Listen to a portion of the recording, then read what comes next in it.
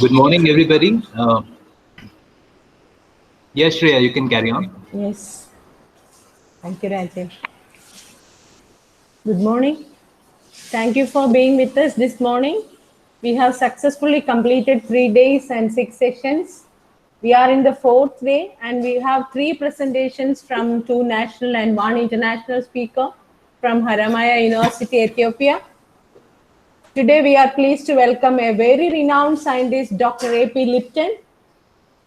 Let me remind you the words of William Arthur Ward, quoted writer of inspirational maxims. The mediocre teacher tells, the good teacher explains, the superior teacher demonstrates, the great teacher inspires. I am proud to introduce my guru, my mentor, Dr. A.P. Lipton, to you. He is a former principal scientist and head in charge, Marine Biotechnology Division, Central Marine Fisheries Research Institute, ICAR, Cochin. He also served as former professor and head, Center for Marine Science and Technology, Manonmaniam Sundarnar University, and former UGC Emeritus Fellow, Center for Marine Science and Technology, MS University, Tirunelveli, and presently working as the honorary director of the Interdisciplinary Research Center of Malangara Catholic College, Kanyakumari. Having more than 44 years of research experience in different fields of biological sciences like marine biotechnology, microbial diseases of fish, shellfish, and their management, marine microbes, marine biodiversity, marine natural products, freshwater fish culture, paddy cum fish culture, sea farming, and conservation mariculture, and has guided 27 PhD scholars. One among them is myself. He has published 350 papers, scientific articles, book chapters, owned 45 GenBank accessions, authored 3 books, 15 manuals, teaching aids, 4 research bulletins and extension bulletins, extension leaflets, and published more than 10 scientific DVDs. He was honored as ICAR Senior Research Fellow, expert scientist to impart training on shrimp diseases and health management to the fisheries officials of the Islamic Republic of Iran. He won Best Poster Award in the IDRC workshop, Cebu, Philippines. Served as visiting faculty, Department of Microbiology, Oregon State University, USA, Biotechnology Overseas Associateship, and then Biotechnology National Associate of DBT, Government of India. He is an expert member of Project Seahorse, Canada, then Indo-Norwegian Team for Disease-Free Aquaculture, and Gulf of Mannar Marine Biosphere Reserve Trust, Tamil Nadu. And today he will be sharing with us his expert opinion on the sustainable innovations in marine resources. With that, I ask you give your full attention to Dr. A.P. Lipton and help me in welcoming him for presentation. Sir, please. Thank you. Am I visible? Yes, sir. You are visible. Yes, sir, we can. We can. Okay. Good morning to all of you. I'm extremely happy to meet all of you through this digital platform.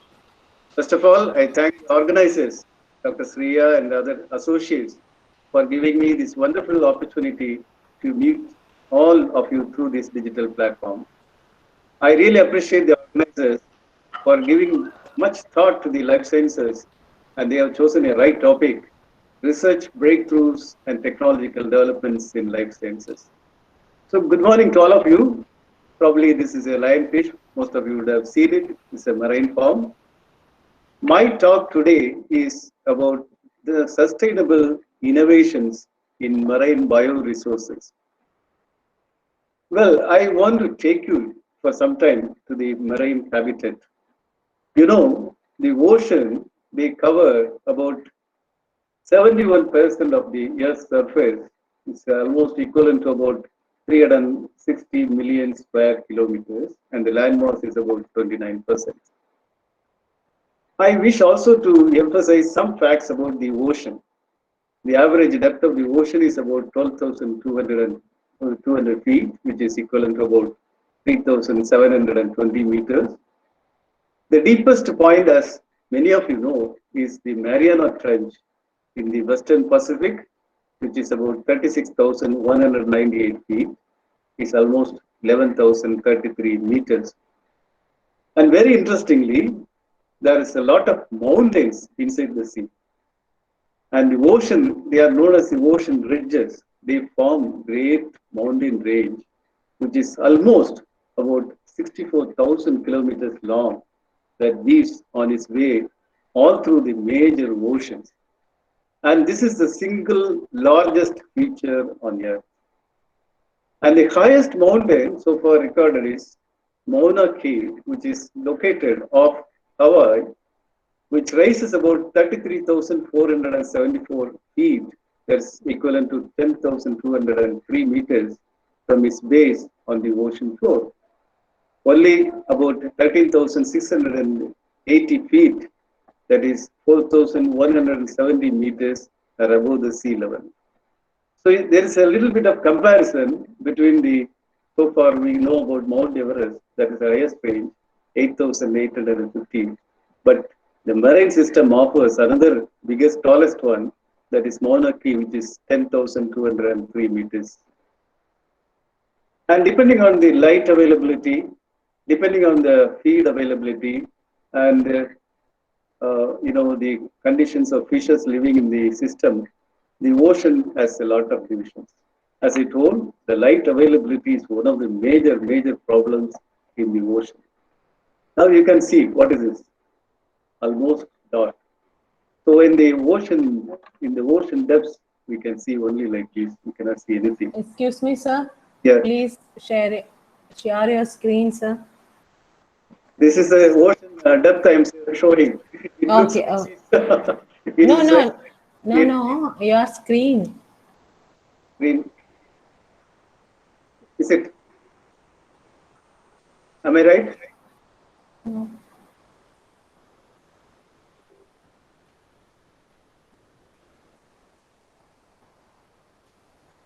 How to show it? Present now option.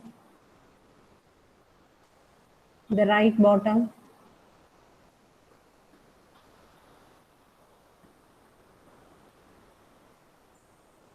Present. Are you unable to hear anything? We can hear, sir. The first PPT, first slide. Oh, afterwards you could not hear. We can hear. You are audible.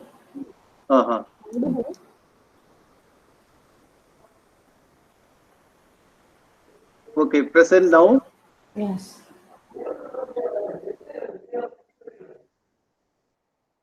Are you able to see? And then there will be an option, share full screen. You have to click on that. Yeah. Once you go to present now,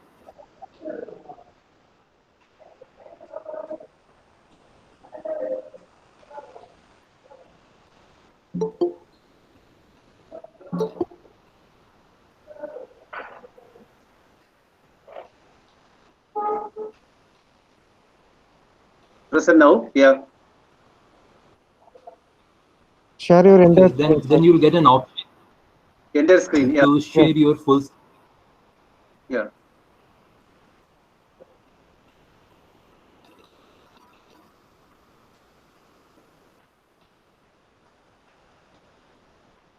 Fine, sir. It is visible. Okay. All right. Do you have a PowerPoint presentation, sir? Yes. PowerPoint presentation. That file should be open. Yeah. File is open now. Yeah. You can make it on full screen. Yeah. It showed up.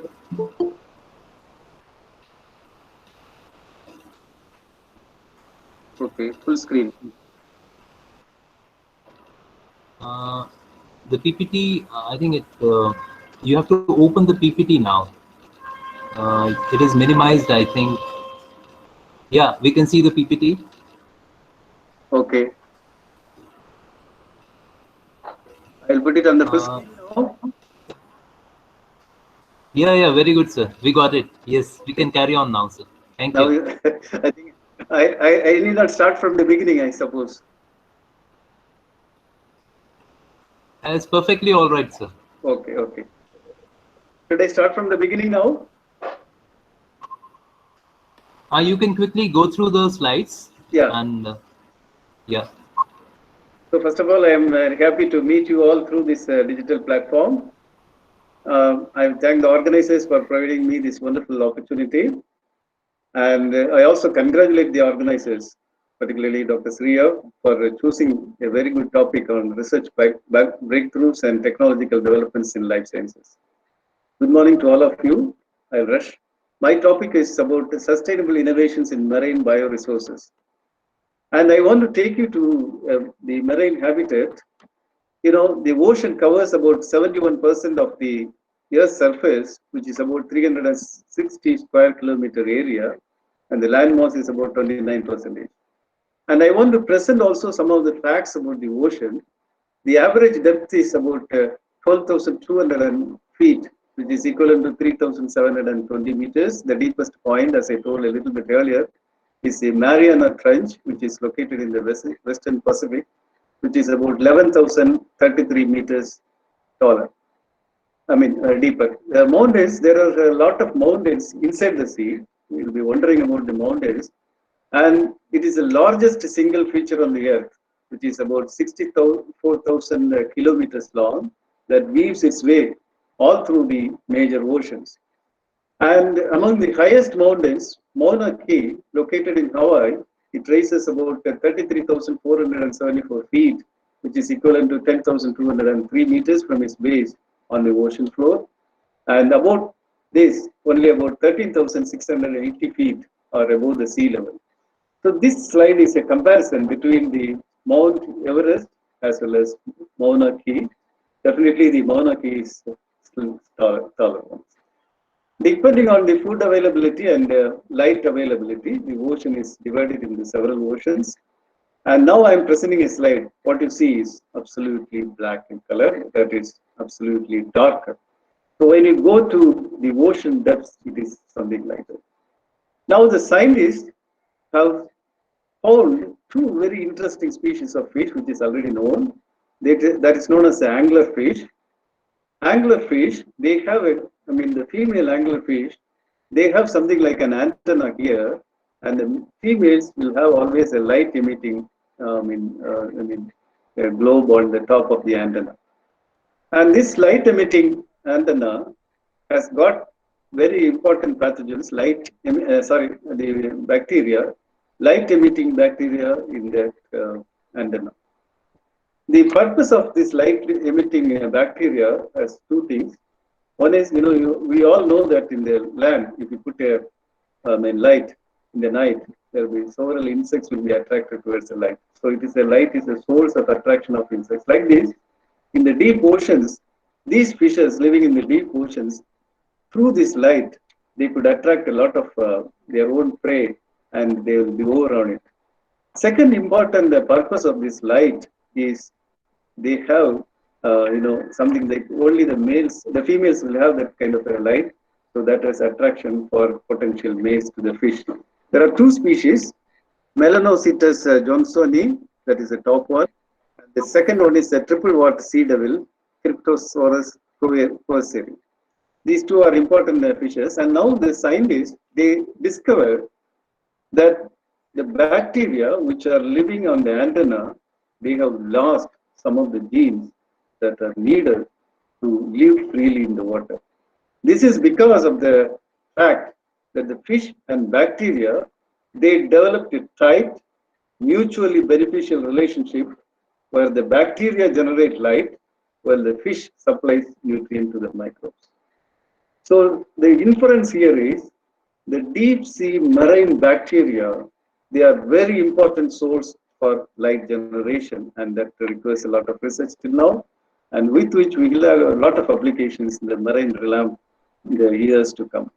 Another important discovery recently, about 2017, was a discovery of a new species, Mariana snailfish, was collected at a depth of about 26,200 feet, 200 feet. That's about equivalent to about 7,985 meters. The skin of the fish is white, translucent, and it is without scale. So for collecting this one, a lot of interdisciplinary research was required, where you can see they have to have, develop some sort of devices where the pressure should be always there to get the fishes in live condition to the shore, with which a lot of work has been done by the researchers. Till date, this is, only single largest, deepest organism which is recorded from the sea. Now, another point which I want to emphasize today to our team of teachers, faculty members, is in the marine habitat is a very, very dynamic habitat. I often compare the marine habitat with that of our own, rather, traffic systems. In a road, you can see the sake, only for a short while. Afterwards, the condition will not be same. So similarly, the ocean is a very, very dynamic one. And there are a lot of disturbances in the ocean. So one of the major points is to think about for the researchers today is redistribution of invasive species. This is happening in our country also through vehicles of international trade. There are ballast water, that means ship carrying water from one continent to the another continent. As a result, new species come and sometimes thrive in some areas. Or, we are yet to study the importance or impact of boat engine sounds to some of the sea life. That is not studied fully well. And third important thing is natural disasters, like the tsunami. In our research, we had a funded project from the Department of Environment and the Department of Environment, Government of India, Environment and Forest. We have been given about a project on seahorses. Probably I will not be able to talk more because it's not the time. We found a Japanese seahorse which was relocated mainly because of the tsunami impact, and we recorded from the Tamil Nadu coast, particularly from the Park Bay and Gulf of Mannar areas. Now, coming to the second aspect, the world's ocean, they teem with something like 700,000 to 1 million species, and out of which only up to 2/3 of biologists are never named or characterized. Still, it is open to many of the people like you. You can take a lot of work. There was a very good article by Appletons et al. In 2012. There are about 110 authors for this. It was published in the Current Biology, December issue. The highlights of the study showed the ocean has about more than 226,000 described eukaryotic marine species. And experts and statistics predict that fewer than 1 million, that means 10 lakhs, marine species exist, and 70,000 species may already be in the specimen collections waiting to be described. Most of the marine life may be discovered only in this century. Now, I will just a little come away from the subject area. Ocean also offers a lot of, something like religious significance. This you can see, it is a sea crab, which is known as a Siluvai Nandi in Tamil. It is also having a cross. This is mostly a shell. It's a sacred conch or sacred chime or Turbinella pyrum, which is mostly used in the Shiva temples for worship. And another one is a very important, a species of fish known as Koran angel, where some, Arabic-like letters are scribed on that. In fact, I worked in the Central Marine Fisheries Research Institute at Vizhinjam. This fish was caught through a trapping mechanism, and we introduced the fish in our aquarium. Many people visited and offered praise for this fish. Of course, if you have visited Kanyakumari, that's my place, you can see a lot of polished shells. It's a big business, and you can see a number of shells there. This is just to incite some sort of interest in you. Sea urchins are very useful nowadays. Their gonads are costing very high price, demanding very high price. In the local markets also, local people use them to have some curative purpose for their stomach ulcers. And I have seen myself, small children, just taking out the sea urchin, just cutting open it and opening the gonads and eating it. Well, coming to the Another interesting area of marine biological organisms is marine toxins. What you are seeing now is known as a box fish. It is coming into the Tetradon group. It looks almost like a box. And very interestingly, as I told, I worked in Vilnius near Trivandrum. We went for some fish collections one day. We took a few buckets of water and we got some fishes like butterfly fish, parrot fish, rabbit fish, squirrel fish, damsel fish, and apogon and all those things. You can see them, these fishes. So when we introduced, some of our collecting people put this box fish in the major collection of these fishes. Within about a few minutes, rather about 5 minutes or so, all the fishes died. Why? This box fish has secreted a high potent toxin known as tetrodotoxin, and which resulted in the death of other fishes. This tetrodotoxin is a very important drug material now. Of course, this has been evaluated in the laboratory just to see the ichthyotoxicity of the tetrodotoxin. And the tetrodotoxin, this acts as a membrane receptor and blocks the sodium channel in the nervous system. It also interacts on the external surface of sodium channels and interrupts the passive inward flux of sodium ions. Therefore, the tetrodotoxin is a potential chemical tool for neurophysiology and neuropharmacology studies. Still, a number of work is going on in Japan and other countries. And now, please listen very carefully. There is a very good article about bacterial involvement in tetrodotoxin production in the pufferfish, particularly the Japanese pufferfish, Fugu rubrifus. They found that a relationship between the toxicity of pufferfish and the distribution of tetrodotoxin producing bacteria in the pufferfish. And most of the tetrodotoxin producing bacterial strains were bacillus strains. About 19 strains have been isolated, and some actomatous species. And they also found that ovaries and livers have more toxicity or more potent than other organs.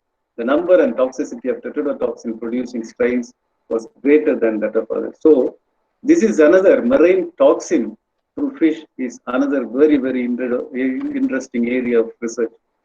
Now, tetrodotoxin is new medications. This tetrodotoxin is new medication aimed at treating chemotherapy, particularly to reduce the pain in ailing patients. And 40% of the patients, they found that they have a lot of recovery. And now, some of the companies started producing the tetrodotoxin. 1 milligram of tetrodotoxin costs nearly $145 US. So you can see the value of the research. I have another small interesting bit of information to pass on to you. Recently, about 1 month back, there was an article, marine bacterium, somehow that has been genetically engineered to produce spider silk. I know most of you are biologists. You know how the spider makes its own web. And the spider silk that is used to create, that is a lot of several applications, lenses for imaging human tissue, and spider silk could be used to make robotic muscles. So this spider silk has a lot of value and application in medical, aerospace, and clothing industries. The silk that spiders use to form the spokes of their web is known as the dragline silk, and it is very tough, lightweight, and biodegradable. So you know what are the implications of this kind of a spider silk, and therefore this makes it safe for use in biomedical applications such as drug delivery systems, implant devices, scaffolds for tissue engineering, and all those things. This is very useful. Now, the biologists, microbiologists, that they have made a purple color marine bacteria, Rhodovalum sulfidophilium. That bacteria have been genetically modified to make this as a microbial cell factory to produce this kind of spider silk, and that has a lot of applications. So marine biota is still to be studied in detail. Now, how to go about with this marine biology or marine microbiology or marine biotechnology field. It's a very fascinating field. Definitely, it's not a single man job.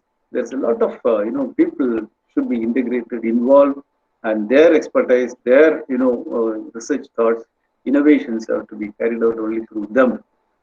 Now, designing new gadgets for safer and efficient collection is very, very important. In fact, I recently talked about this to some of the engineering colleges in my district, that is Kanyakumari district. And some people have come forward to do something like a marine robotics, that is underwater robotics, where remote operated vehicles, that is, we can remotely operate. We need not go and dive because diving is somewhat dangerous sometimes, where we can maneuver the machines, that underwater robots, and collect a lot of information, valuable things. Rather, we need not destroy the habitat. We can collect only whatever small sample is required. There are a lot of advantage of using this underwater robotics. Definitely, the biologists should have some sort of a thinking about interdisciplinary and transdisciplinary joining together and doing something like that to do deep water research. And that college, now I'm very happy that two of the boys, they came and they showed me some module, and really we are very happy they'll be going to do something much better than this. Only thing is, there was some problem that the pressure was so high that they could not operate it to the fullest extent what it was envisaged by us. So in addition to that, this kind of underwater robots have a lot of importance, particularly in the recent years. Plastic pollution. Now a lot of plastic pollution is going into the sea. As a result, corals are disappearing, and the plastics go and just deposit themselves on the coral reefs. So coral cleaning is not manually possible. We can definitely maneuver through this kind of ROVs or remote operated vehicles. This is another area where probably I want to emphasize that biology should take the help of designers from engineering and artificial intelligence group of people now available in our country. Quite a lot of people are available. We should do interdisciplinary type of research in that. Now, I'm not going to detail in this. There's a discovery of explosive bacteria was discovered from the, what we call that, volcano erupted areas. Again, this is another new species which is recorded. I want to tell something about the coral boring clams. Probably you would have seen clams. They are the shelled organism, but these are boring type of giant clams. You can see beautifully colored, mantle surface which is coming out. This is only visible. But we are unable to see the shell of the giant clams. Why? They go burrow. Rather, they will make some sort of a drilling mechanism through which they enter the corals, and then they go live. They proliferate. Rather, they make themselves grow, and only the mantle portion comes out only again to take the food from the coral areas. And these are useful nowadays, as I told, through the transdisciplinary or interdisciplinary research. A lot of importance is there for this kind of cells. These are the iridiocytes with which we can build solar panels, or even smartphone screens, or even our own smart TV screens. And the technology may be utilized by the transdisciplinary people. And how this is done? You have seen only the part of the shell outside, a little bit of mantle portion outside, but the clams, they have the ability to bore inside a coral mainly through using the pH. They have found that these are the muscles with which they are able to secrete the pH. This is the pH of more acidic nature. They dark brown in color, what you are seeing in the slide, with which they are able to produce acidic condition. They make the acid. Through acid they will just dig and then curve. Rather, they carve a hidden cave inside and they go and deposit themselves inside, and then they flourish. And another interesting aspect is the squids and cuttlefishes and the cephalopods in general, octopuses and all. You can see this is a common squid which is available in our area. This is the octopus which is very, very, very intelligent. You know, you would have heard several stories about octopus, the intelligence in octopus. Now, I'll tell you a scientific story behind that. The squids, in the slide you can see, the squids and octopuses, they can edit their own RNA. That is a recent discovery they have made. This enables the cephalopods or the octopuses or squids to build proteins for which their DNA lacks a blueprint. In fact, it allows them to make several different proteins from identical strands of DNA. Now, the recoding by RNA editing is extremely rare. So, this is again a very, very important and novel approach. And this can be used for a lot of medical applications, particularly neuronal and cytoskeletal functionings in the human body. Also, it has a lot of relevance to medical field in future. And now this is an interesting species of fish. I hope you all enjoy this shark. Along with a few more fellows are traveling. You could see that there are so many attached organisms. What are they? They are the remoras. There are about 13 species of remoras that is classified into genera. All are having almost a similar design. You can see here, these are two slides. The remoras have adhesive type of, adhering organs. Echinus and remora are the common species. Now, again, the transdisciplinary research or interdisciplinary research have led to very interesting, discoveries and novel products with which mankind can have a lot of important help through them. Now, a team of researchers, they have developed a prototype inspired by the remora's adhesive disc. You can see the remora here. These are the adhesive these organs through which they can travel to long distances without spending any energy. They are just traveling without spending their own energy. They are going in very fast speed. The shark travels in very, very higher speed. So similarly, a bio-inspired or inspired by this kind of remora's adhesive disc, the scientists have now engineered an artificial suction disc. It has high potential because in the naval applications, and they will do a lot of help in the ocean exploration, ship repair, biological research, and several other important research or developmental activities in future. Now you can see a fascinating area. This is really fascinating. Probably you are seeing a rock which is filled with a lot of organisms. Probably if you see very clearly in the screens, you can see a lot of organisms attached to it. I am particularly most fascinated by some of the small molluscan forms attached to this one. I hope you would have also seen in the seashore a lot of organisms, these mollusks attach themselves. I hope you will also wonder how these fellows adhere themselves on the sea rocks. It's a high, wave action area where the muscles can be, or even the mollusks can be easily dislodged by the wave action. But these fellows are still, able to adhere themselves.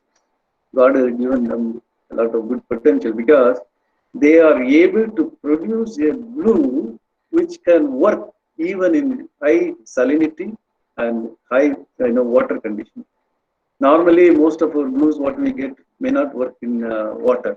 Here, there is a super glue which can adhere and can adhere itself to any suitable substratum. And this is how most of the mollusks and other seaweeds and other things are able to get attached to this one. Probably this idea, a lot of people have taken up. And this is another slide where we have taken from one of our posts near Kanyakumari. It's a Kadepallam post where the mussel population is very high, and usually there's a very good mussel fishery for this one.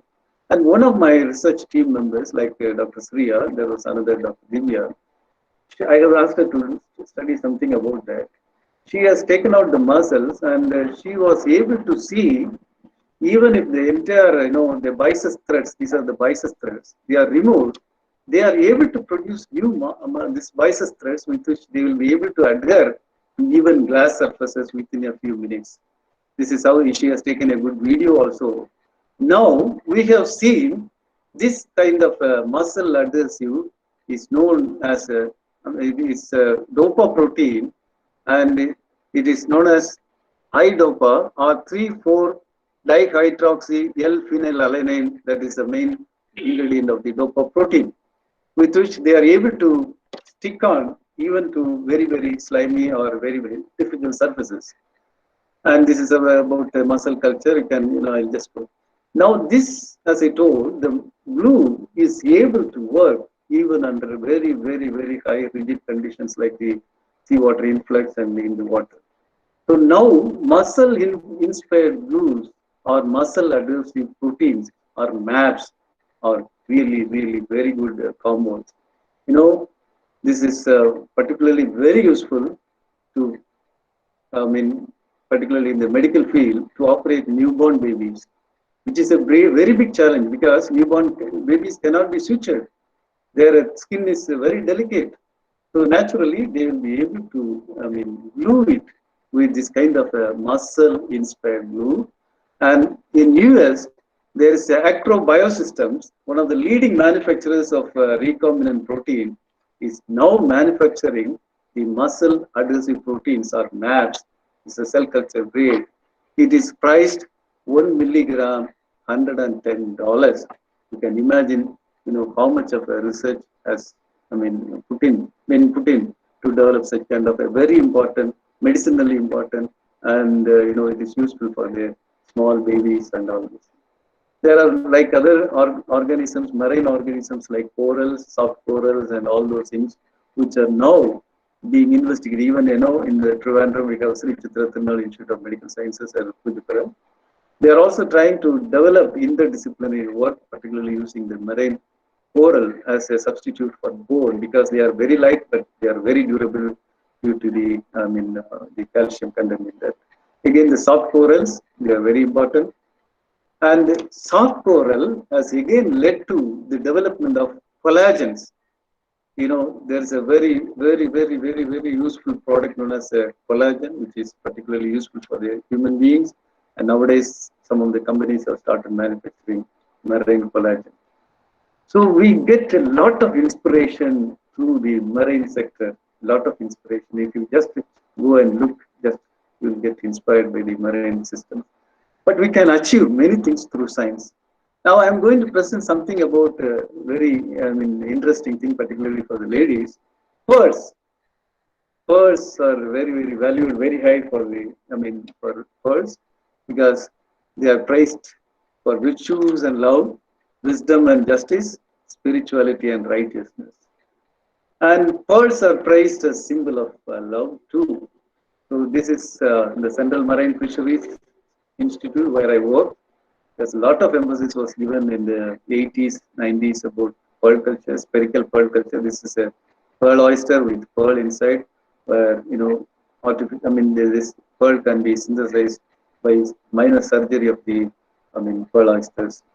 Now, one of my colleagues in Vizhinjam, Dr. Anil, has come out with what they call image pearls, where you need not have a surgery required. The only thing is you can just put the pearl on the pearl oyster shell, and with that we can get this kind of image pearl. But this is very non-risky, very easy to handle, and you can get the image pearls embedded with the nacre, which are very good polish. Another area where I should emphasize today is about the sea fans. You have seen so many sea fans. Many of the times it is washed ashore. Only the skeletal remains. This is a live condition of a sea fan. And these sea fans, once upon a time, was a very, very, very big business in some parts of Tamil Nadu. And what we call was a nautical gold rush, like the California gold rush. In the 1970s, there was a big nautical gold rush for the collection of sea fans and exporting to other countries. Now it is banned because the species started dwindling. But we are able to synthesize prostaglandins, which was initially isolated from the sea fans, because sea fans were required to isolate this prostaglandin. That's why they were exported in large bulk quantities to other countries. And now coming to the antimicrobials, there are several antimicrobial drugs, because nowadays we are dealing with a lot of marine drug resistant bacteria, or MDR, this drug resistant bacteria, and Platensimycin, that is represented as a previous class of antibiotics, which is available from the marine sector. These are some of the slides showing the marine algal attachment to the shores, and these are the collections. Nowadays, the seaweeds are, even cultured, harvested, and used for many purposes. I have seen these, seaweeds are being used in many of the other countries. Unfortunately, our country, again, seaweed utilization is very, very poor. We are not using any part of the seaweed, except in some cases where we get from other countries only as processing. A lot of challenges available now for people like you to develop some sort of products, even the beauty products like facial creams and other things, sunscreens and all these things, because the seaweeds or the marine macroalgae got a lot of potential lead compounds in them, with which they will be able to protect your skin and sunscreen and all those things. This is again another innovative product. This is made of algae. You can't believe, because this is totally biodegradable. Now we are, feeling a lot of difficulty with the non-degradable things and throwing them into the ocean. Ocean is becoming a big trash or dumping yard. These are biodegradable, again from marine algae, macroalgae. Now some of the companies have come forward to have this kind of a shoes, algal shoes, what we call algal shoes. The Central Marine Fisheries again has developed green algal extract from many of the algae, particularly the marine and macroalgae collected from the coast of India. And these are some of the bioactive activity of the seaweeds. Now we are, I don't commit anything, I will emphasize COVID. A number of seaweeds have potent antiviral properties. Till now, we are not doing anything to test against this kind of a COVID.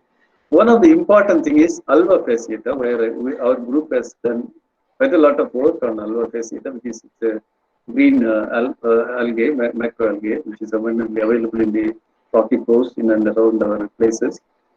So that has a lot of antiviral properties. We have demonstrated this in the shrimps, because that not only the antiviral properties, it has also immune boosting capability, through which when we incorporated the marine macroalgae, that is Alba fasciata extract into the shrimp feed, we could get the average body weight of the shrimp increased, and they are resistant to some of the common diseases. That means non-specific immune enhancement was recorded from the shrimps. It has been 2-3 people have done their PhD work. They are all well settled there now.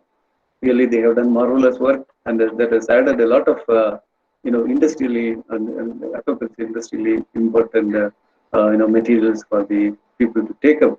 And we have demonstrated in several ponds also about the importance of marine macroalgal extract for immune boosting, particularly the white spot syndrome virus and other viruses and bacterial infections in the shrimp when they are cultured in the intensified culture conditions.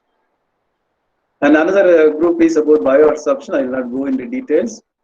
And this is again a very good area, marine or sea grasses. Sea grasses, they form like our own land masses. They form a very good meadows inside the sea. And one of my students have done quite a lot of work on seagrass, their associated bacteria, and their bioactivity pattern. And this is something like different seasons. The number of bacteria present, that is epiphyte and endophyte bacteria present on the seagrass blades. And she also found that the seagrass extracts has a lot of activity towards the storage pests. When we store grains or any kind of pulses, there are a lot of pests, and when that was mixed with pulses, it is it's not a toxic one. So naturally, they are repelling many of the pests. We have published this also in a few publications. Another interesting area where I want to emphasize is the you can see a batfish here, which was reared in our marine aquarium at Vizhinjam. The mucus on the batfish, they had a lot of biopreservative effect. You will not believe this was something like a strange, rather a discovery we made. This mucus from this, they have a lot of lactobacillus group of bacteria. Particularly, that kind of bacteria have a lot of biopreservation effect, and they are known as bacteriocins. This bacteriocin, you will not believe that was isolated from the mucus of the fish. That is a bad fish. And later on, it was tested against high value food items such as wheat carbs and all. So much of work has been done that scientists, she worked, the researchers who worked, now she is a scientist in the Kerala Science and Technology Department in the Kerala state government services. She's working as a scientist. She has done quite a lot of work. And soon she will be publishing a work on the biopreservation due to this kind of a marine bacteria. A lot of work has been done. And almost I'm coming to the close of my topic. The interesting thing is, as I told, many of the things are, association, symbiotic relationship. And this kind of symbiotic association with the organisms, they lead to novel and, sensational metabolites with, unprecedented bioactive activity. So this is another very important thing. You have seen the clownfish, probably you would have seen in the marine aquaria. They have already a very good association with the sea anemone. Now, this is a kind of symbiotic association, as I don't want to go into details. We have something like a very important association between the marine sponges and bacteria. And according to estimates, almost 40% of the sponge weight is contributed by the bacteria, where the sponges retain that kind of a beneficial bacteria for their own purposes. It is something like ruminant bacteria. The cow, they don't have the capacity to digest the straw because it is a cellulose compound. So in their rumen, they have got a selection of ruminant bacteria with which they are able to digest the cellulose. Likewise, these fellows, sponges are very, very clever. They retain the bacteria, beneficial bacteria for them to produce a lot of metabolites. Another interesting thing is, it is just sessile organisms. Sponges are sessile. That means they remain in a place, they cannot run away. So the God has given them a very good capability to protect themselves through chemical defense. That chemical defense doesn't come from its own source, so it is taking in some kind of a bacteria, and these bacteria is something like not only through generations wise it is transmitted. So from one generation to another generation, the sponges transmit the bacteria also, with which it is able to withstand a lot of pressure from the predators and other devouring organisms. Our team has done almost 10 PhDs on this kind of bioactivities. Probably it is not the time to elaborate so much on this. If anybody is interested later on, they can contact me. I can give a lot of suggestions. Of course, now another interesting feature one of my students have done is the anti-fouling activity of the sponge associated bacteria, because we are not anymore dealing with the collection of the sponges and spoiling the ecosystem. Now only the bacteria we are dealing. A number of bacteria, we got sometimes some of the bacteria, all the bacteria cannot be cultured in the conventional media. So we have developed media even incorporating the sponge extract and the cultivar type of bacteria. One of the species that is known as Shivanella algae. This is a bacteria that has potential anti-fouling activity, which has a lot of application. As even in the defense side, even the naval side, when submarines go into the sea for a longer time, even any other kind of fouling or these kind of things are available. Now, how the avenues for sustainable prospecting? These are some of the avenues for sustainable prospecting. Isolation and characterization of sponge associated microbes, which is already being done by some groups. And probably we should have a very good depository of these things. Then only we'll be able to have sustainable stores for byproduct. That's what I told in the beginning. We should be sustainable for our things. This is one slide which will give entire information about the different facets of marine biotechnology. That is in food, nutrition, cosmetics, health and pharmaceuticals, environmental and other things. So definitely the many known innovations from marine origin bioactive metabolites or components in pharmaceuticals, nutraceuticals, functional foods and ingredients, nutritional supplements, cosmeceuticals, cosmetics, personal care products, horticultural stimulants, animal feed, biomaterials such as source for enzymes with potential in biomedications and bioprospecting. So still understanding marine life and exploration of the genetic resource remain a challenge for people like you, young people, vibrant people like you.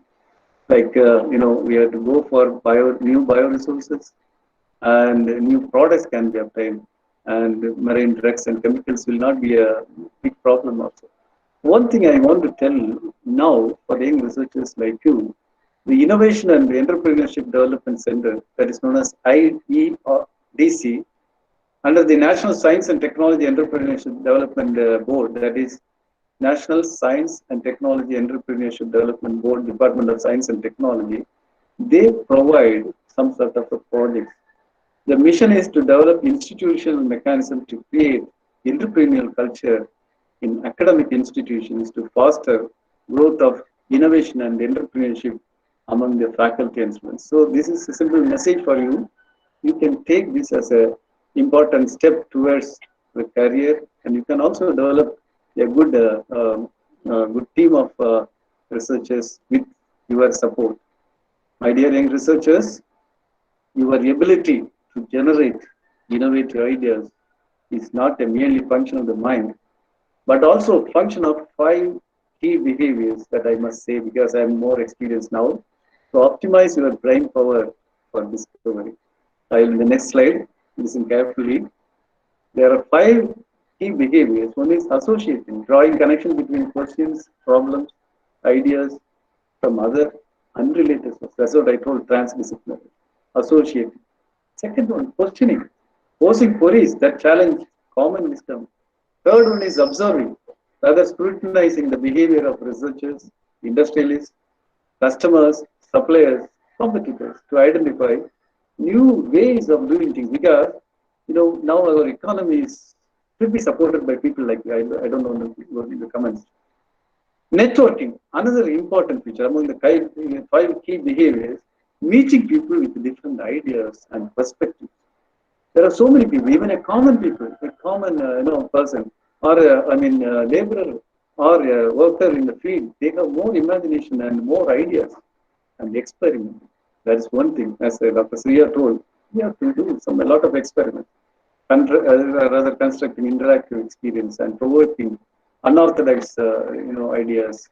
So I must thank the Central Marine Fisheries Cochin, Center for Marine Science, my earlier organization, and our marine biotechnology because I'm only a mentor. Rather, I just give ideas and I support them.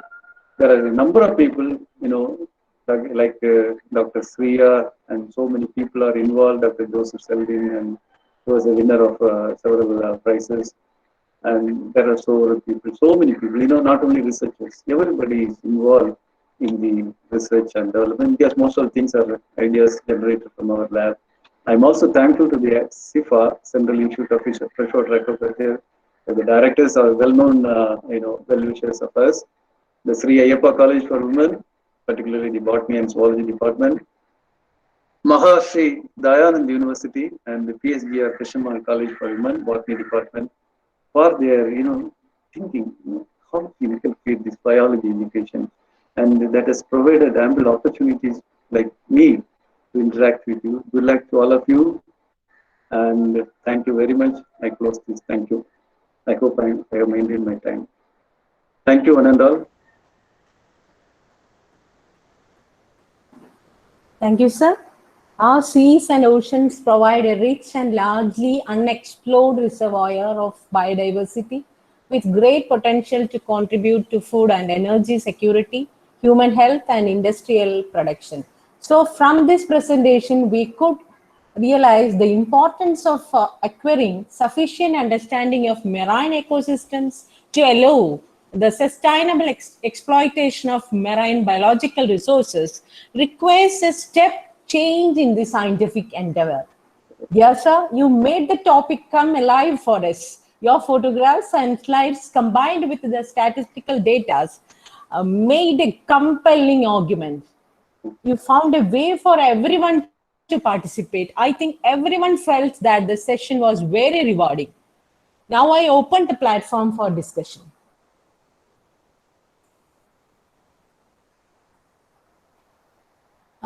Sir, there are Yes. few queries. Yes. Let me read out. Okay.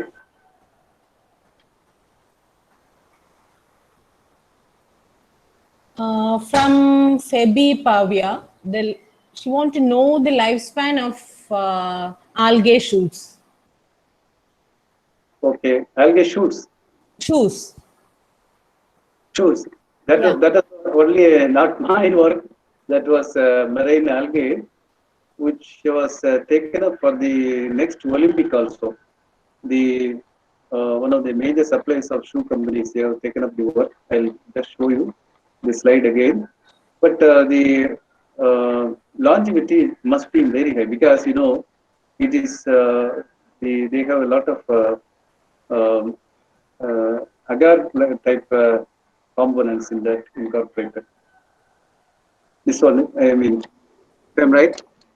Yes. Yes, sir. Yeah. Uh, Personally, I don't know the lifespan, but definitely it will go a long way. Okay, sir. Yeah. Next question. Yeah. From Dr. Sujata Maiti Chaudhary, to illustrate the biotechnological anti-cancer agents from these sea products. How to? Some biotechnological anti-cancer agents. You want to know about the biotechnological anti-cancer agents? There are a number of anti-cancer agents produced by, initially we thought it was produced by like, marine macroalgae or the sponges or the, what we call as soft corals. But, nowadays we are getting it through the associated organisms like, bacteria. And part of the bacteria only can be cultured, part of the bacteria cannot be cultured. So we have to go for metagenome analysis to get the, bacterial, the strains we produce the anti-cancerous activity. And afterwards, we can have a lot of, tissue culture experiments to prove the anti-cancerous activity. And that is possible. If anybody is interested, I can talk to them later, and I can give them ideas to support them because it requires a tissue culture laboratory for their work. Tissue culture laboratory. Am I clear? Yes, sir. Okay. And another question from Marin Gracious. Is the tetrodotoxin producing bacillus strain present in the terrestrial and freshwater ecosystem also? Bacillus. That we have to check it. Now, this was isolated only as a, organism which was present in some part of the boxfish or the fugo, that is Japanese pufferfish. Yeah, that is possible. Possible. Yeah. You see, this is one. This is what our common boxfish or Tetradon group, and this tetrodotoxin producing organism, particularly the from the Japanese fish. That one. Bacillus fish. This is 19 strains that was available only from the Fugu. But it is possible we can get it from other, terrestrial strains also. Possible. Only thing is further research and experimentations are required to confirm the terrestrial bacillus also may have some sort of tetrodotoxin producing capabilities.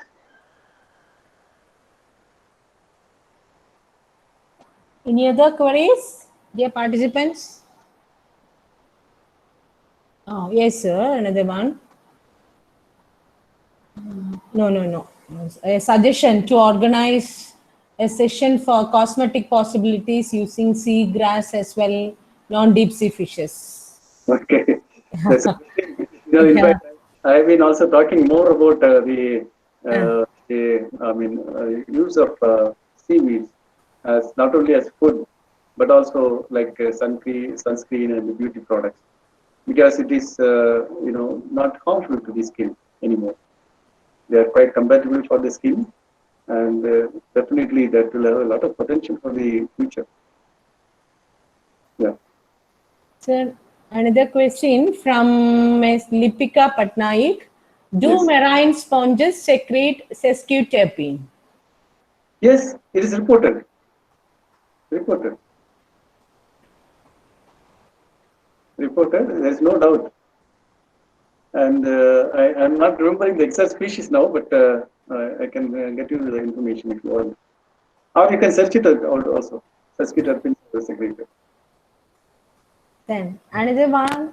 Why do some people have allergies reactions to seafood such as crustaceans, crabs, shrimps, prawns, but not with other seafood like fish?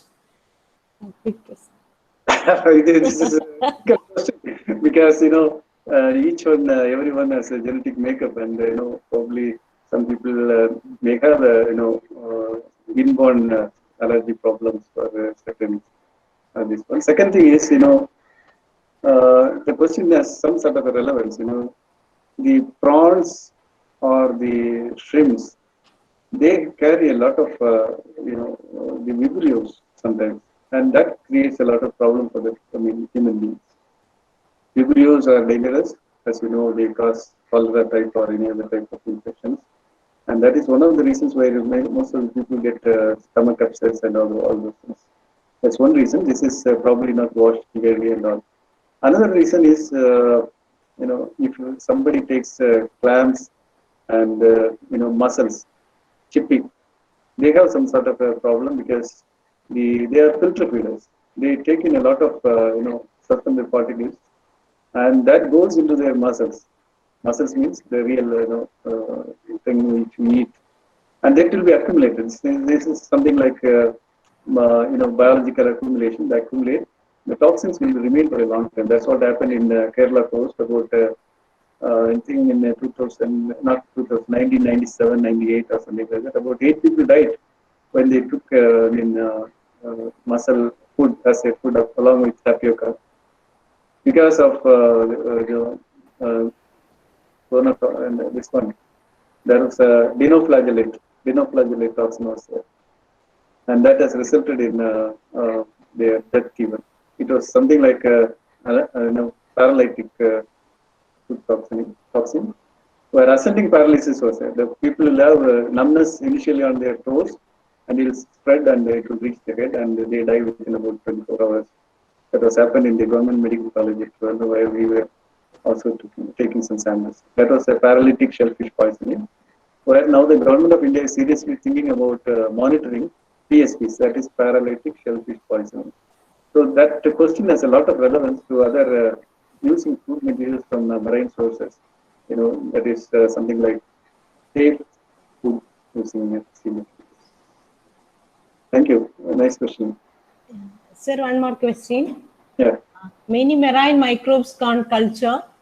How Yeah. their cell products are extracted for mankind? From Shubhadarshini Parida. Madam, only thing is nowadays a lot of genetic technologies are available. You may not uncultivable bacteria can be made use of using these recombinant other technologies. That is possible, metagenomic type of analysis. One has to go for a very high-tech training project for metagenomic analysis, which many of the species are also being now identified without taking much of the samples. Metagenomic analysis is very useful. Metagenome is the only answer. Okay, sir. Then, what are the difficulties one can face when marine organisms are cultured in the laboratory? Can normal water be used to culture such organisms? From Dimbi Das. Can I know from which place he is belonging to? Why I ask you this question is, now Delhi people, particularly Gurgaon people, that area, He's from Assam. a large number of, thank you. I worked in Northeast for a long time in my earlier 70s. Okay, I'm very happy that you are getting associated with this program.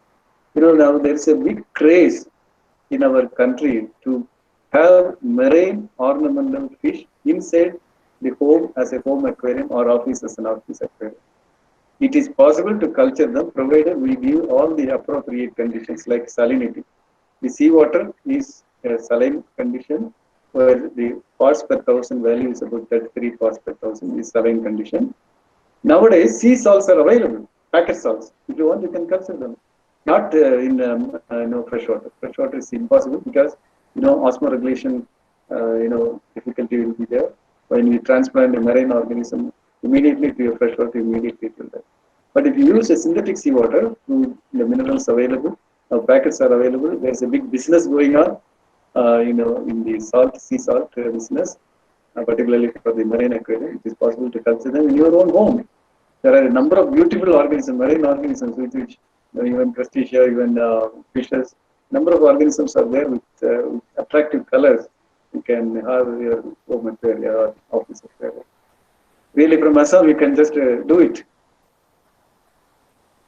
Thank you. Any other questions, please? No, there's no.